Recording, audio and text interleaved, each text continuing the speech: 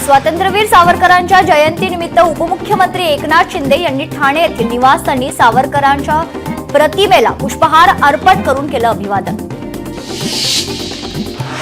नवनिर्वाचित सरन्यायाधीश बी.आर. गवई यांचं सपत्नीक छत्रपती संभाजीनगरमध्ये आगमन।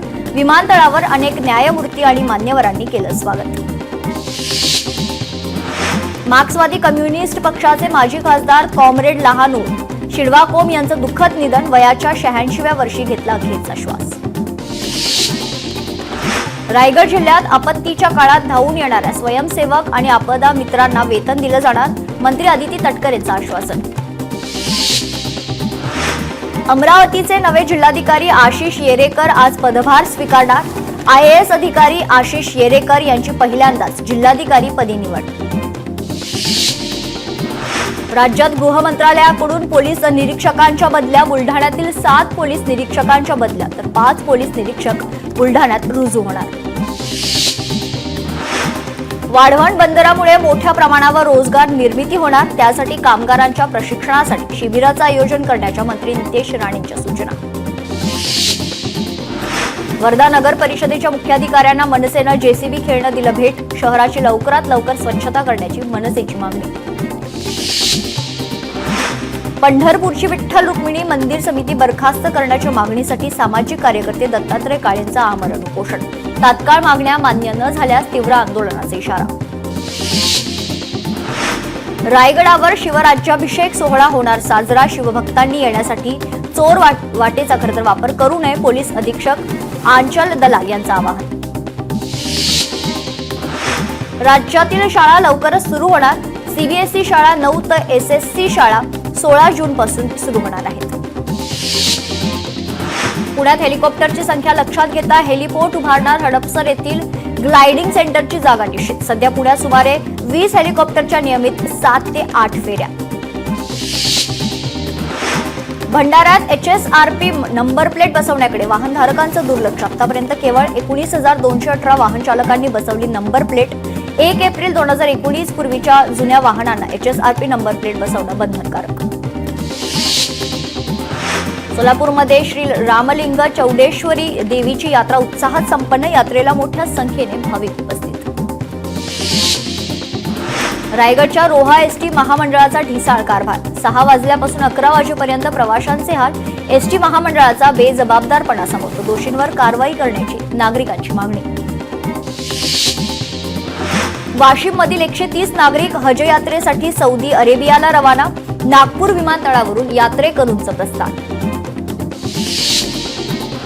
गडचिरोलीच्या कृषी विज्ञान केंद्रात 7व्या आंबा महोत्सवाचं आयोजन। महोत्सवात काही वर्षापूर्वी नावारूपाला आलेल्या कलेक्टर आणि CEO आंबा प्रजातींनी वेधून घेतलं लक्ष।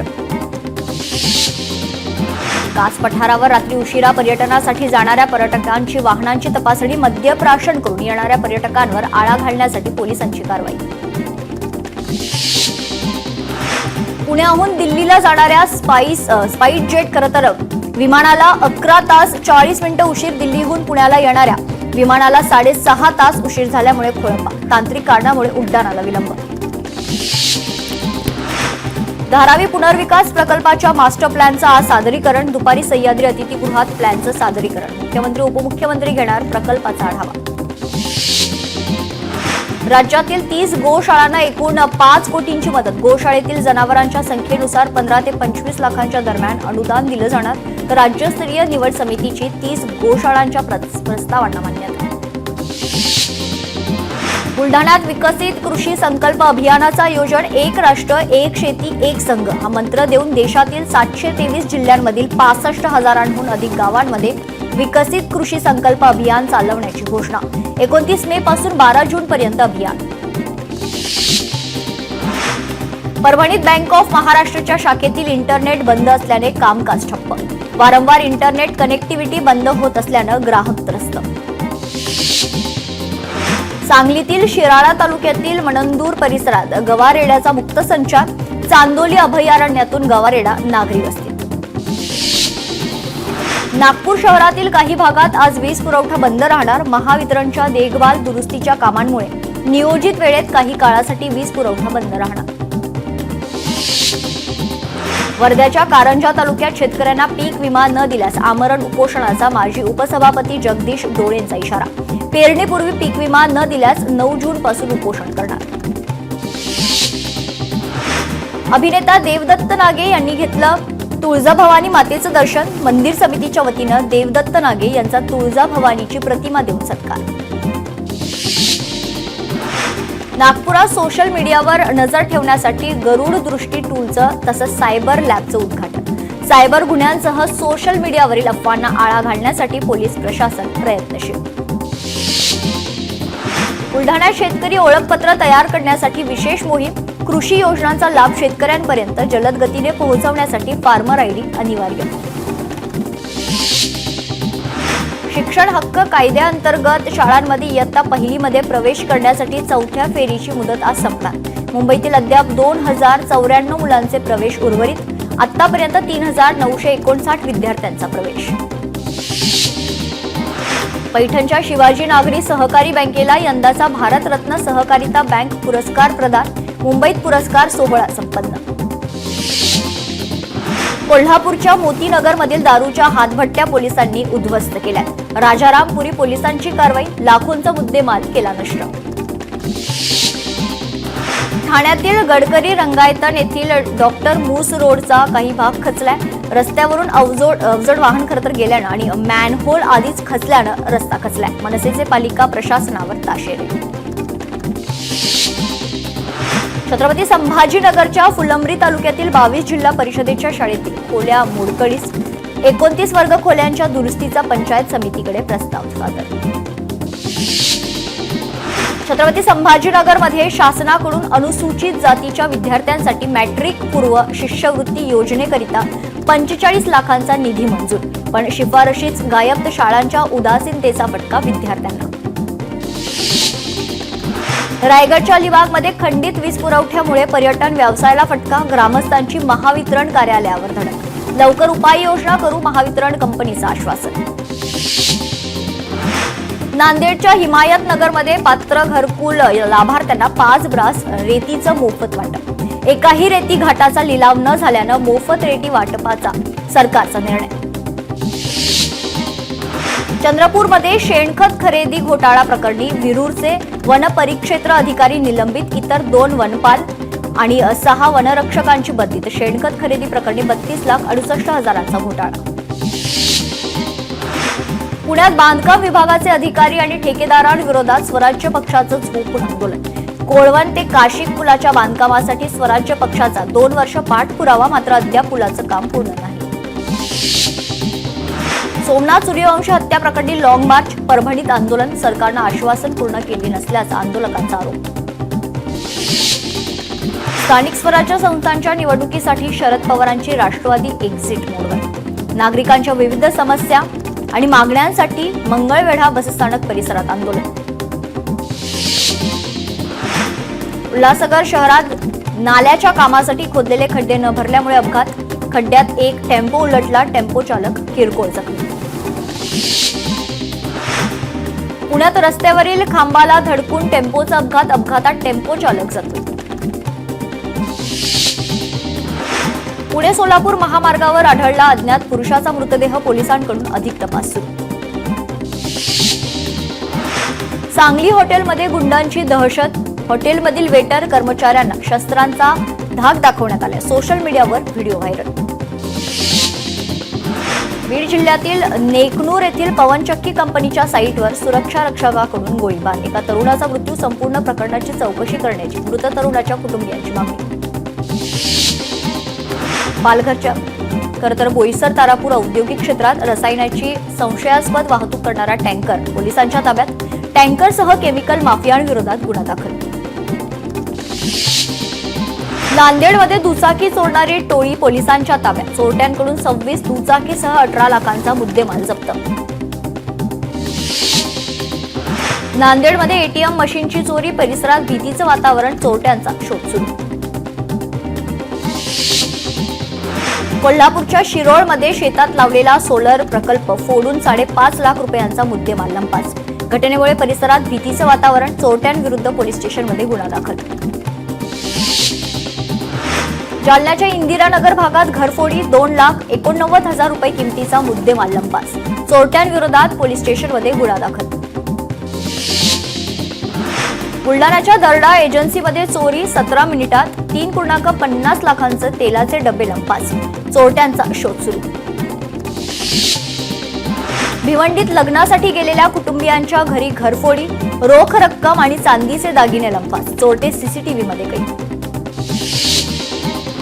मुंबईत अंमली पदार्थ उत्पादन करणारी टोळी जेरबंद. 24,42,80,000 एवढ्या किमतीचा MD ड्रग्ज आणि कच्चा माल हस्तगत. अंमली पदार्थ विरोधी पथकाची छापा टाकून कारवाई. अलिबागच्या रेवदंडातून 1.5 लाखांचा गांजा जप्त. स्थानिक गुन्हे शाखेची कारवाई. या प्रकरणी पोलीस स्टेशनमध्ये पती पत्नी विरोधात गुन्हा दाखल. वाशिमच्या मानोरा शहरातील शासकीय पशुवैद्यकीय रुग्णालयात जनावरांच्या औषधांवर डल्ला. पशुधन पर्यवेक्षक निलंबित. पोलीस ट्रेनिंग सेंटरमध्ये प्रशिक्षणार्थी विद्यार्थी प्रशांत लक्ष्मण गावत यांचा ट्रेनिंग सुरू असताना चक्कर येऊन मृत्यू. रुग्णालयात उपचारासाठी नेण्यापूर्वीच मृत्यू. राजापुरातील खरं तर सावंतखडा धबधबा फेसाळलाय. निसर्गरम्य धबधब्याचा आनंद लुटण्यासाठी मुंबई, पुणे, कोल्हापूर भागातील पर्यटकांची गर्दी. छत्रपती संभाजीनगरमध्ये पावसाचा कहर. वीज कोसळून 30 पेक्षा अधिक नागरिकांचा मृत्यू. मराठवाड्यात हजारो हेक्टर जमीन अद्याप पाण्याखाली. अमरावतीला मुसळधार पावसानं झोडपलं. वादळी वाऱ्यामुळे मुख्य रस्त्यांवरील झाडं कोसळून पडल्यानं रस्ते बंद. महानगरपालिकेच्या वतीनं रस्त्यावर पडलेले झाडे हटवण्याचं काम सुरू. रत्नागिरी जिल्ह्यात पावसाचा जोर वाढला. जगबुडी, वाशिष्ठी आणि मुचकुंदी नद्या ओसंडून वाहत आहेत. 24 तासात 257.25 मिलीमीटर पावसाची नोंद. सोलापूरच्या बार्शीत मुसळधार पाऊस. काढणीला आलेल्या पिकांचं मोठं नुकसान. शेतकरी चिंतेत. पंढरपुरात भीमा आणि नीरा नदीच्या खोऱ्यात 3 दिवसांपूर्वी मुसळधार पाऊस. भीमा नदीत पूर सदृश्य परिस्थिती. नदीकाठच्या शेतकऱ्यांचं मोठं नुकसान. बुलढाण्यातील पूर्णा नदी मे महिन्यातच दुथडी भरून वाहू लागली. गेल्या 3 दिवसांपासून सुरू असलेल्या पावसामुळे नदीला पूर. बुलढाण्यातील खामगाव तालुक्यात 70 वर्षीय वृद्ध खरं तर नाल्यात आलेल्या पुरातून वाहून गेल्या. अद्याप व्यक्ती सापडलेला नाही. जालन्याच्या मंठा तालुक्यात मुसळधार पावसामुळे तळणी येथील ओढ्याला पूर. पुराच्या पाण्यात वाहून जाणाऱ्या तरुणाचा नागरिकांनी जीव वाचवलाय. नाशिकच्या लासलगाव परिसरात ढगफुटी सदृश्य पाऊस. चक्रीवादळासह पावसामुळे मोठ्या प्रमाणावर नुकसान. अनेक ठिकाणी झाडांची पडझड. साताऱ्यात सुमारे 6 दिवसांनंतर पावसाची उघडीप. शेतकऱ्यांना दिलासा. शेतीच्या भुईमूग, ज्वारी पिकांसह आंबा काढणीच्या कामाला वेग. मशागतीच्या कामांना देखील वेग आलाय. बुलढाणा जिल्ह्यात वादळी वाऱ्यासह मुसळधार पाऊस. मुख्य रस्त्यावर मोठ्या प्रमाणात झाड कोसळल्यानं वाहतूक ठप्प. महाडमध्ये खरवली बंधाऱ्याच्या पाण्यामुळे रहिवाशी भयभीत. पावसामुळे बांधाऱ्यातील पाणी पातळीत वाढ. गरज नसताना पाणी अडवल्यानं ग्रामस्थ संतप्त. पंढरपूरमधील गिरजणी येथील तलाव परिसरात मुसळधार पाऊस. धबधबे ओसंडून वाहू लागलेत. धबधबा पाहण्यासाठी पर्यटकांची गर्दी. दापोलीतील वणंद येथून पावसाच्या प्रवाहात वाहून गेलेल्या व्यक्तीचा मृतदेह सापडला. सायकलवरून परतताना पाण्याचा अंदाज न आल्यानं नदीत सायकल सकट वाहून गेल्याची घटना घडली आहे. बीड जिल्ह्यातील पर्यटन स्थळ म्हणून ओळखला जाणारा कपिलधार धबधबा ओसंडून वाहू लागलाय. धबधब्याचा आनंद घेण्यासाठी नागरिकांची गर्दी.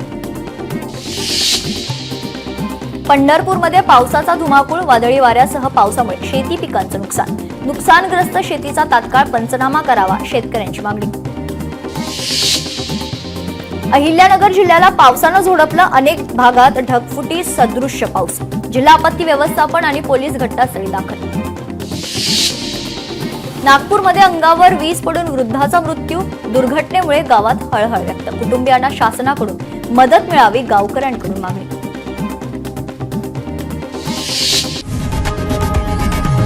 लोकशाही मराठी ऐका, पहा, जागरूक रहा.